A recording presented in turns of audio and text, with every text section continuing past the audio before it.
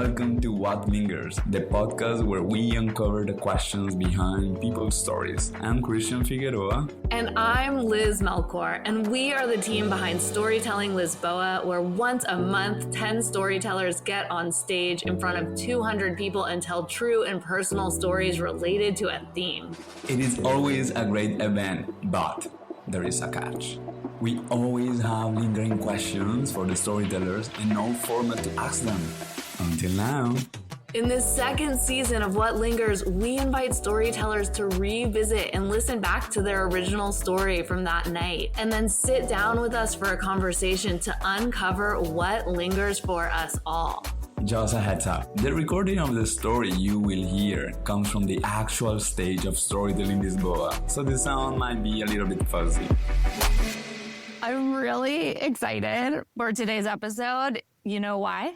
I don't know. Tell me. Because it's poppin'. Oh my God, yes. Today's episode, it has a lot of laughter and catfish and Portuguese culture. And I love it because we are in Lisbon, of course. And of course, the storyteller is such a sweetheart. We love him. And everybody's going to learn a new vocabulary word. Pop.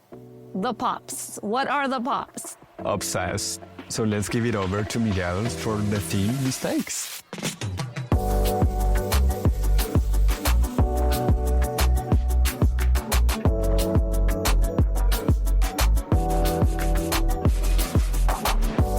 So in 5th grade, I had to switch schools. And one thing that happens is how are people, gonna call us? Usually for at least dudes is our surname. So for example, my friend Francisco Bonito, we just called him Bonito. João Malheiro, we call him Malheiro. But for some reason, my name is Miguel Ribeiro, and they called me Ribeiro. And this is the cloth brand that some of the Portuguese, or maybe if you passed by the frozen section of the supermarket, you'll know. Why? Because there were a lot of commercials of Ribeiro during the time when I went to this school. So everybody treated me as like Cod or Ribeiro, but Ribeiro was very, very rare. Now, there was a point also in 5th grade where we had to pick our own email. And I remember clearly this moment. I was next to Luis Bernardo, and Luis Bernardo had to create this email, and he went with a very serious name of Pussy Pounder 69. Now, I decided to go a little different approach, and I picked the email that was more suited for me. I picked Ribeiro, but I put an I between the E and the R, all right? So it's Ribeiro. Now, I made that mistake because I thought I got the COD brand's email. Now, 8 years passed, and I still have this email today, and I had the email then. I received a very odd email. It's by Isabel Augusto. It just says, order. The email goes as following. Greetings. In attachment, I send the receipt for the order. Warm regards, Isabel Augusto, chief of the frozen section. And inside of that PDF, I have a 100 kilo receipt of cod fillets. Now, I don't have cod fillets. I tell her, lady, I'm sorry, but this is the wrong email. You'll have to search better the name of the customer. Now, this did not stop Isabel Augusto from making the same mistake again. But now, she really committed to the piece because I received not 100 kilos of cod as a receipt, but 1,540 kilos of cod in my email. I mean, I don't have that cod, but but third time is the charm, and now I was getting emotionally invested on this type of receipts, and she actually sent just one liner, 1,000 kilos of bacalhau corrente Pacific, not specified anything, not esfiado, not heads, just bacalhau. I want bacalhau. I mean, I like bacalhau à Brás, but a ton, come on. Now, that's the end of the story of Isabel. For some reason, 2016 was a weird year because I received 14 CVs of random people that pretty much look like this. This is the default template of Europass. They usually only had one entry, and the emails just said, please give me a job. That's it. No hi, no warm regards, just like, please give me a job. All right. Now we come to the main piece of tonight. That actually sounded like a news anchor. I'm going to tell you the story of Liliana Vanessa Lopes Moreira. Now, it's important to mention that Liliana Vanessa Lopes Moreira has her own style of writing that goes further than Saramago.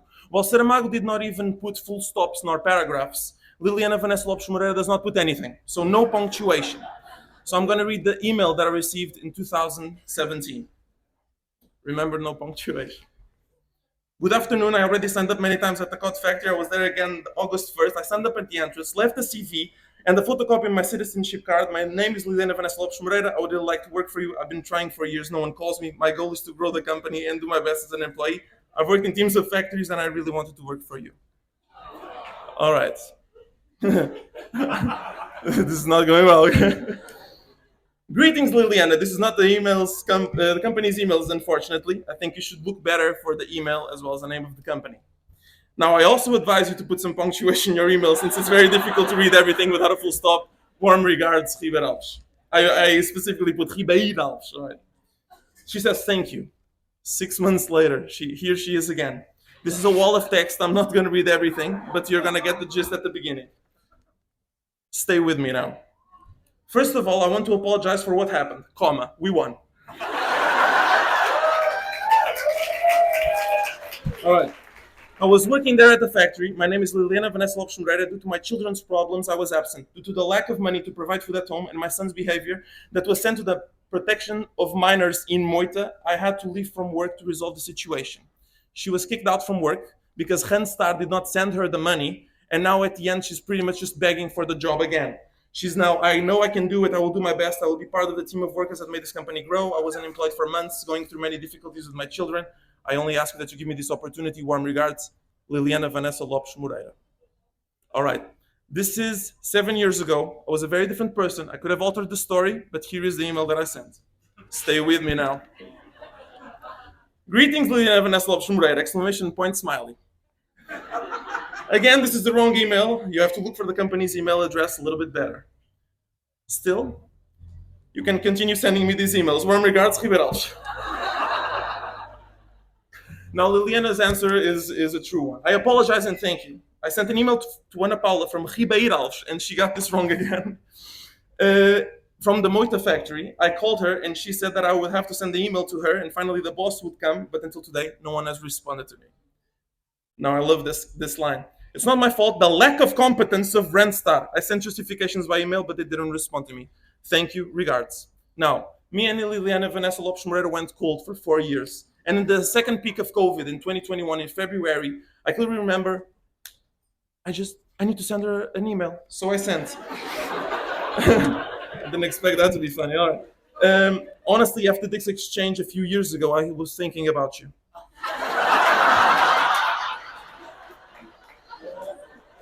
I love that. How is life in these complicated times? Again, stay with me now. It's not gonna get pretty. Thank you for remembering about me. At the moment, I'm stuck with 2 children. My son's father was killed in France. It's gonna be 2 years, the 31st of March. It hasn't been easy, but I always try to stay strong. I always like to be independent, having my own things. Regards, Liliana. This is usually where I lose my friends when I'm telling the story. Now, I don't know why I didn't reply at the time in 2021. But 1 month later, she sent me this email. Thank you for remembering me. Don't you know about any jobs? I'm really worried. I really need to work. If there's a storytelling on struggle, I'm going to be here telling the story of how I tried and miserably failed to get a job for Liliana Vanessa Lopes Moreira. And yes, Randstad is a bunch of incompetent assholes. Now, on Saturday, I'm going to tell that story on storytelling. And now I didn't really know how to end. So on Saturday, I just sent her an email to see if there was, a way to end the story. If not, I would probably just ask you guys if you knew about any job. So I sent her an email on Saturday. I received yesterday, when I was rehearsing this, at 11:14, the following email. Hello, Miguel. Thank you for remembering about me. Things have gotten better since last year. I was able to secure a job and self-sustain myself finally. Life still has many struggles, but I'm getting slowly closer to my dreams. Have a blessed day, Liliana Moreira. Now, I see that as a win now. But I have to note that Liliana did hello Miguel, comma, paragraph, paragraph. Now we won. Thank you very much. Miguel, thank you so much for being back with us. Welcome to What Lingers. Would you mind introducing yourself for people listening at home? Yeah, sure. My name is Miguel. I'm 29.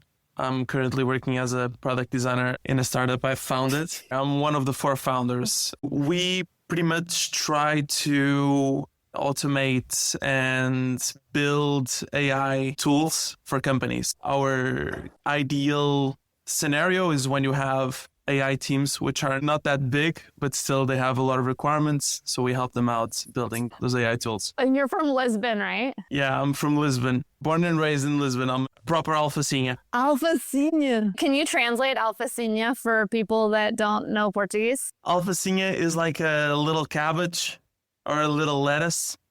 From what I know, Lisbon had a lot of, plantations of cabbage or lettuce, and that's how we got this name attached to us. Honestly, I didn't fact check that. So I tell this story, but I'm not really sure. But people buy it, because I'm from here and they didn't do their research. Okay, so the first thing I want to ask you actually is just like a clarifying question because I didn't fully understand. Can you explain to me what this Randstad, am I saying it right? Randstad. Yeah, Randstad is what exactly this agency is that she keeps going to and is failing her? Yeah, so what's going on is that Randstad is actually a recruiting agency. And so she's hired through Randstad to work at Ribeiro. So she has to go through them because they're the ones that are like their HR for Ribeiro. So they sort of outsource the process to them. So she's trying to communicate to Ana Paula from the factory, but she's not getting to her. And Ana Paula is the person responsible for terminating her contract when she doesn't go to her job like twice or something. Oh, wait, I think I actually didn't understand that. So she had a job at the cod factory and she was terminated.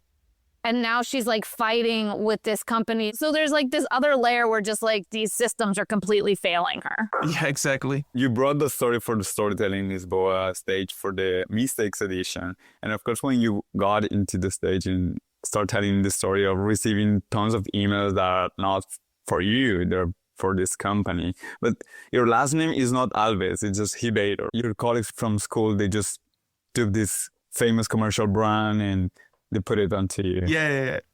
I've had a friend, actually, this was like a month ago. I had a really close friend. We've been friends for like 10 years. And he's like, but what's your full name? And I'm like, Miguel Borges Ribeiro. And he's like, Miguel Borges Alves Ribeiro, right? And I'm like, no, there's no Alves in my name. And it's like, I've known you for 10 years and I didn't know that. And I'm like, I guess so. So yeah, a lot of people still think that I have Alves in my name, but it was just a matter of circumstance in school.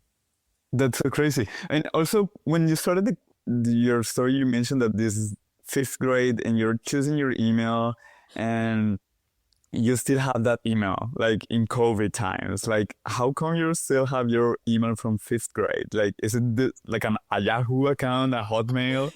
He's young. I mean, everybody has access to my email now. So I've already like transitioned at least my professional things to another one, which I'm not going to say here.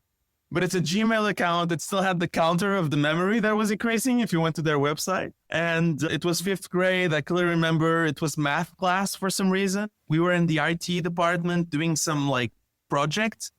And the teacher was like, you have to send me an email. Probably most of you don't have an email. And Luis was next to me. And then he picked that very serious email as a try, and it worked. So that made us even laugh harder. And then I just put Ribeiro because everybody was calling me that. Fun fact, but there was a security guard, and his name was Pascual. And at the time, there were the 2 biggest cog brands. It was Pascual and Ribeiro.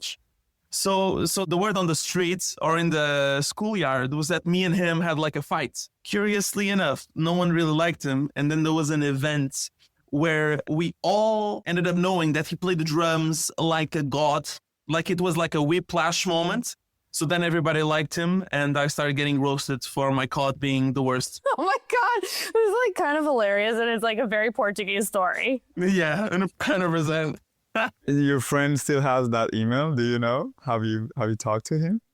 I actually just spoke with him this morning. I have no idea if he still has that email. What happened with your Pussy Pounder 69 email? You can ask him. Exactly. I bet it's full of unsolicited messages, maybe. Oh my God, it's so crazy. Like, I have this story. I think my first email account, it was like a Hotmail account, and it was like little crazy guy, really ridiculous. Yes. And one day my dad needed an email account for his accountant, and he asked me my email, and he was so embarrassed by his child because my email was like little crazy guy or something like that. It was just like I was like 12, like with my email. Wait, that's so cute anyway. though. Little crazy guy. Miguel, the story, of course, you had like really limited time for 10 minutes on stage, and you were like back and forward with tons of people.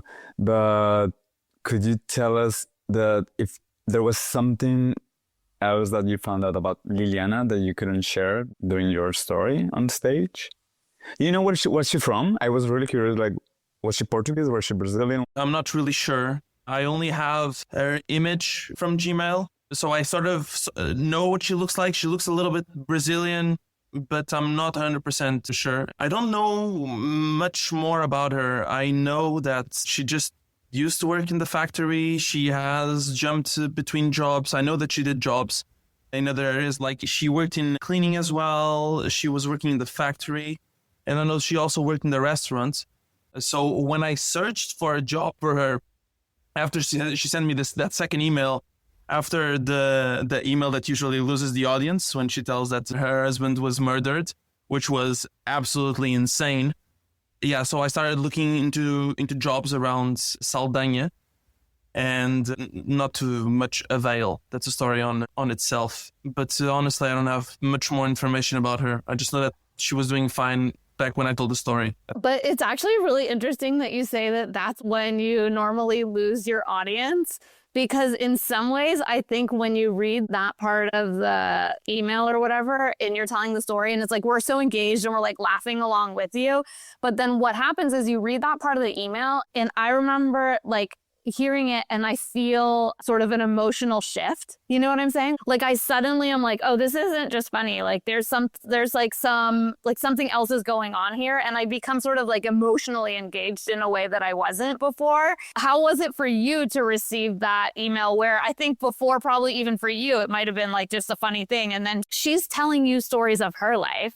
And then what happened for you? She definitely opened up. And if you notice in the email before, when I tell her that I'm not the COD brand, and she's like, yeah, but they don't help us, they're incompetent. So you also see her shift. So she's very open when it comes to opening up. When I say I lose the audience is because at least when I'm here on stage and on storytelling, I always try to tell funny stories. So when I say lose the audience is when the emotional, as you said, the emotional gear shifts.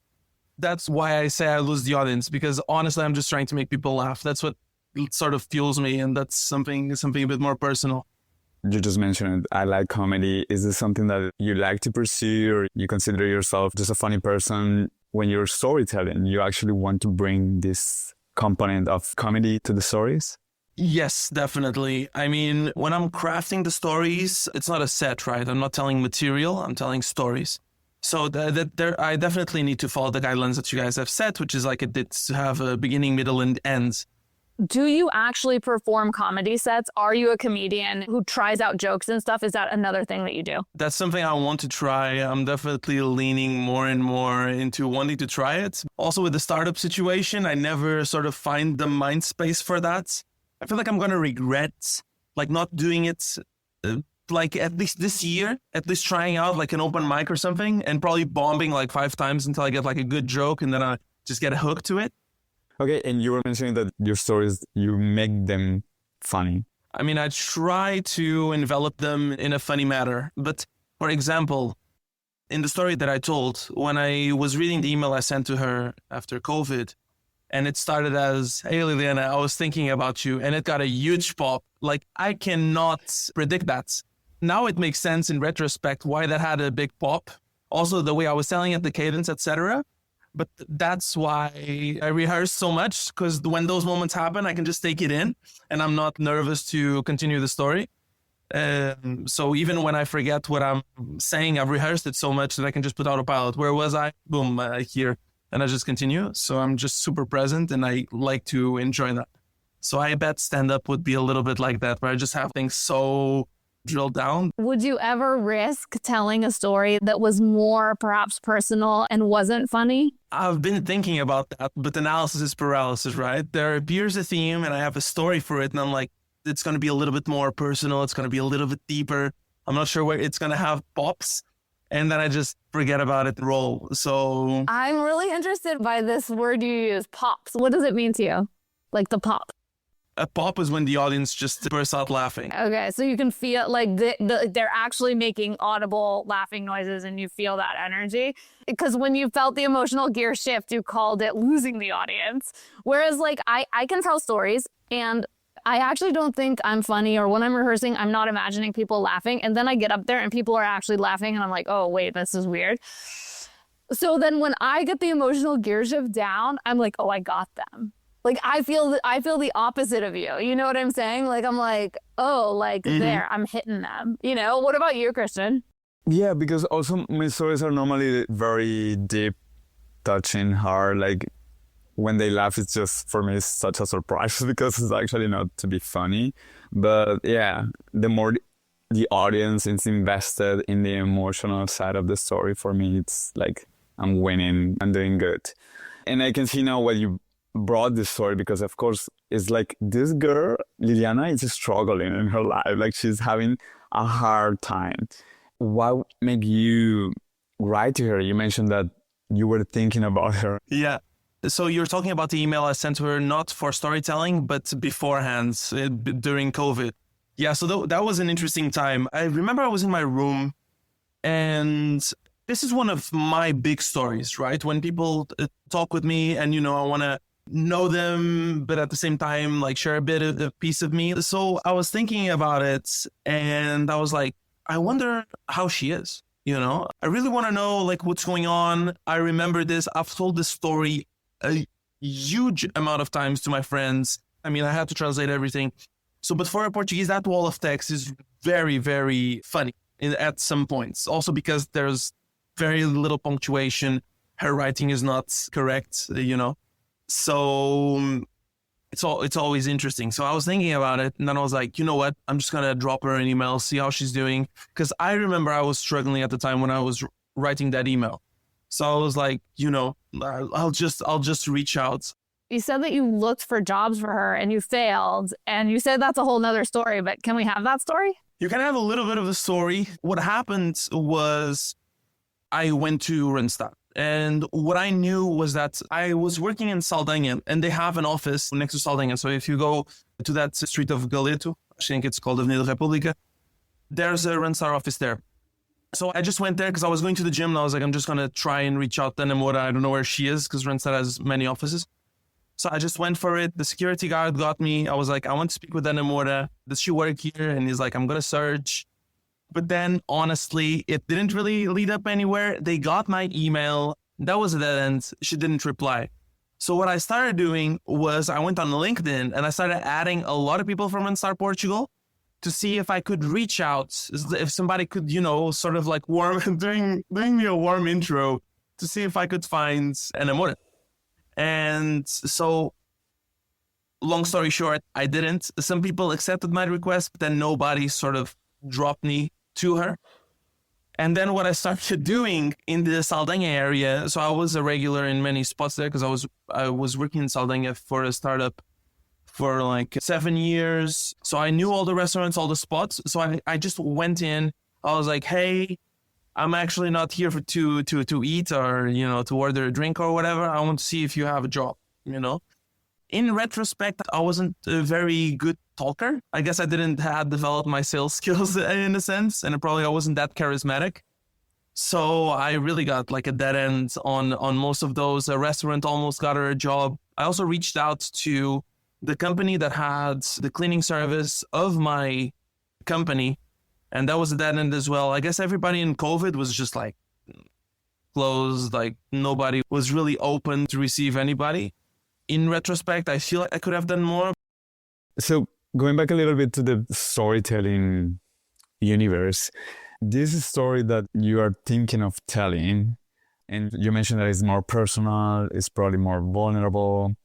What thing do you think it will fit that story? What is this story about? Are you scared about this story, or why are you waiting for this team to arrive? It's a very hard topic. When you were explaining to me a little bit of the theme, etc., I just got a word in and I was locked in. Like, this is the word. What is it? Probably the theme would be road ends. Road end. Right? Road ends. We've had endings. You know?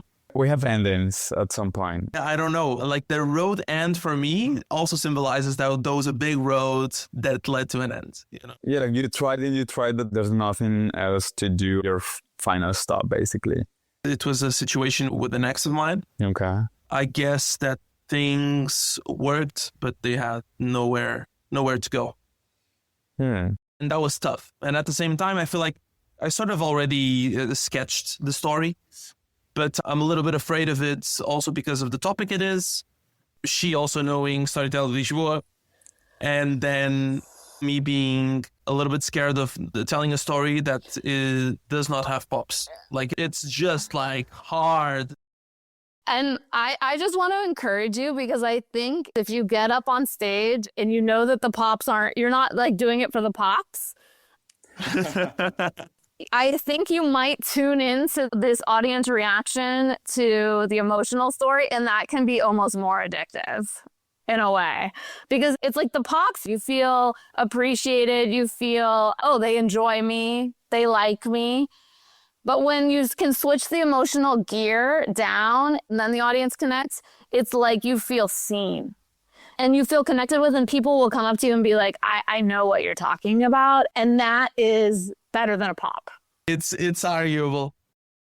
We actually had a storyteller that mentioned that it was always like not personal stories. Then when he finally gave us his story about his grandma, and he realizes like, there was so much power.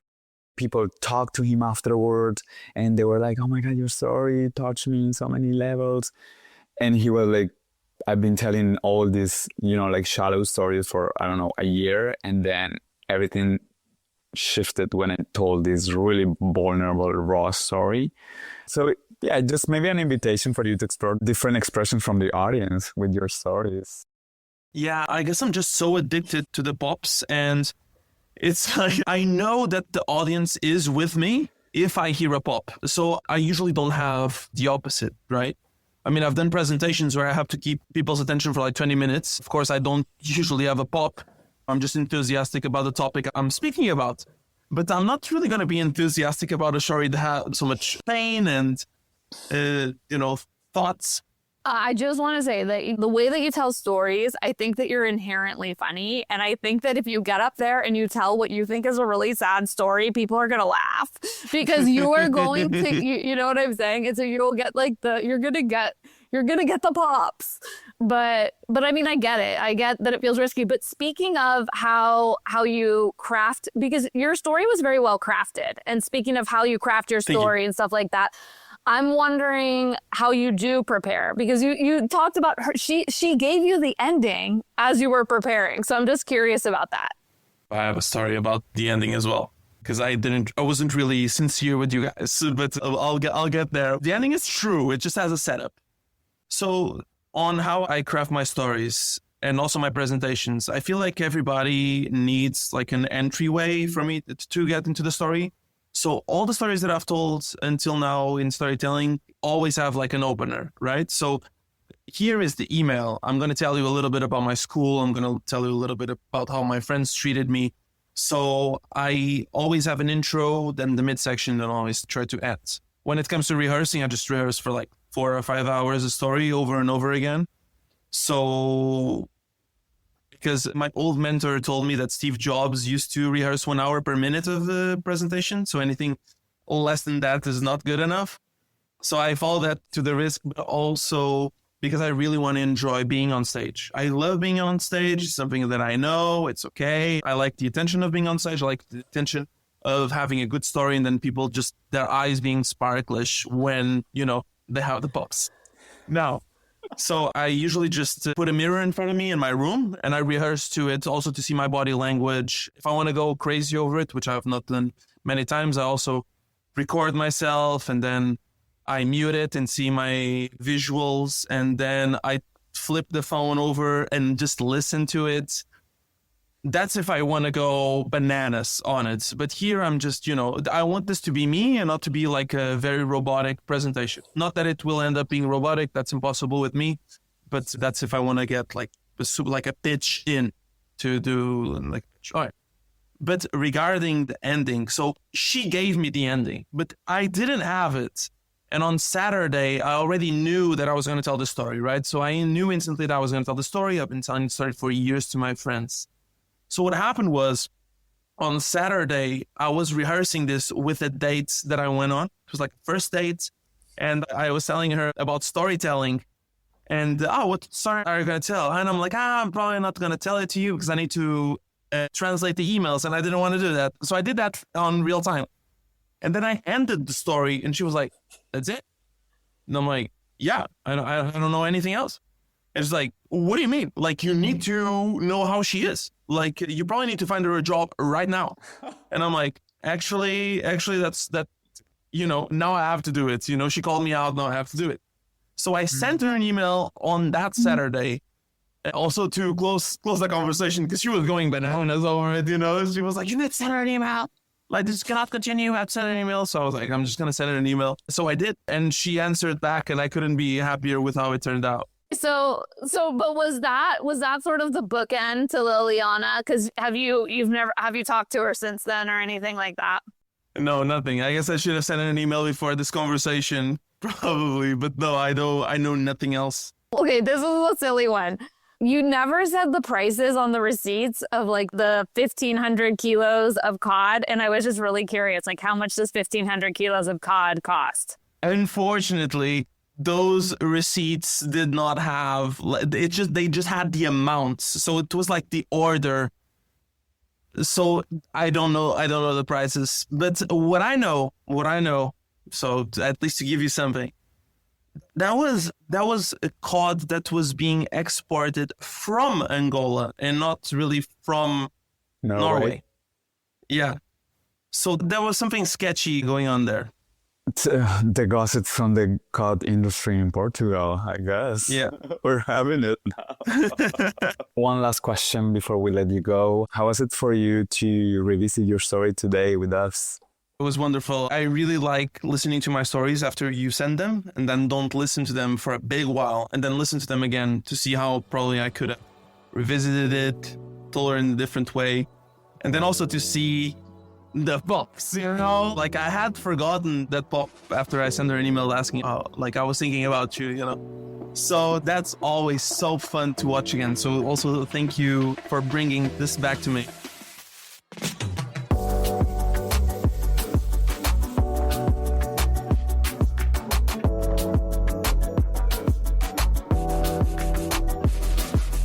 That's it for this episode of What Lingers. Please make sure you subscribe to the podcast so you never miss an episode. And also follow us on Instagram at Storyteller Lisbon to keep up to date.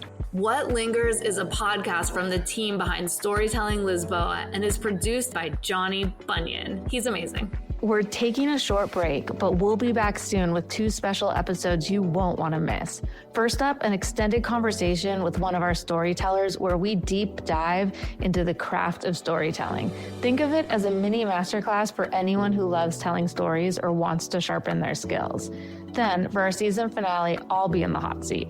Revisiting a story I shared, Jonny is going to join Cristian as co-host.